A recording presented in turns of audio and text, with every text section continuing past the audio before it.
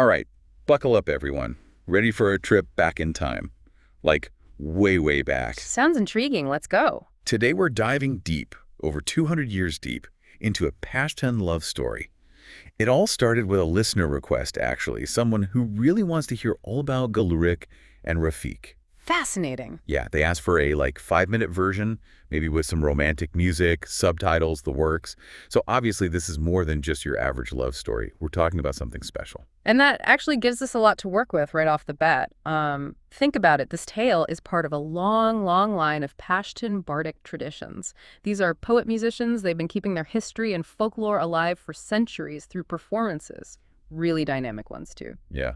So what makes these performances so special? How did they do it? What should we know about the way they actually tell this story? Well, it's not like just reading from a book, you know? Mhm. The Pashtun bards use a combination of poetry, music, even dramatic gestures to bring the audience right into the heart of the story. And their poetry is known for its rhythm and rhyme, vivid imagery, lots of metaphors. Wow. And then you add music on top of that, often instruments like the rabab, a stringed instrument with a really soulful sound you can just imagine. And it adds a whole other level of emotion to it all. It's a real experience.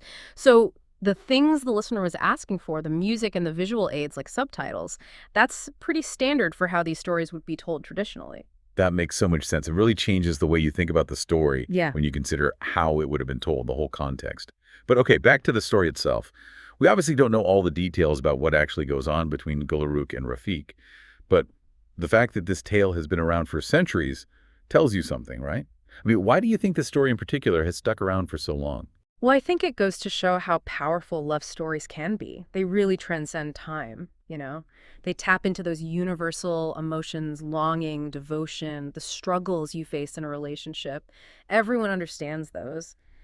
But for a story to get passed down for generations like that, especially through oral tradition, it probably needs more than just romance to survive. It likely says something about Pashtun values as well, their social norms, maybe even historical events. Imagine family honor woven into this love story, or tribal loyalties, the role of women in their society. It becomes so much bigger. Right. It's easy to forget. You think of a love story that's centuries old and it sounds kind of like, I don't know, like a fairy tale, something from a totally different world.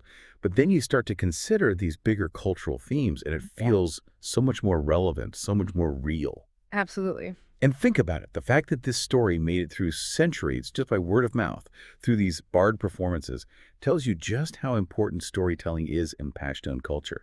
That's how they preserve their history, how they taught lessons, how they built community. Exactly. And going back to the listener's request, wanting a 5-minute podcast on this, it just makes you appreciate how much must be packed into these short performances. Each word, every musical note, each movement from the bard, it all means something. It's incredible how much they can convey in such a short time. Seriously. Wow, so this has been a real journey, hasn't it? We talked about the incredible world of Pashtun bards, the power of love stories, and the mystery that still surrounds Gul-e-Rukh and Rafiq. But here's something to think about. How do these stories from the past, these whispers across time, how do they shape our own understanding of love? How we see it, how we experience it in our own lives? Something to ponder. Great question. I think so. Thanks for listening, everybody. Until next time.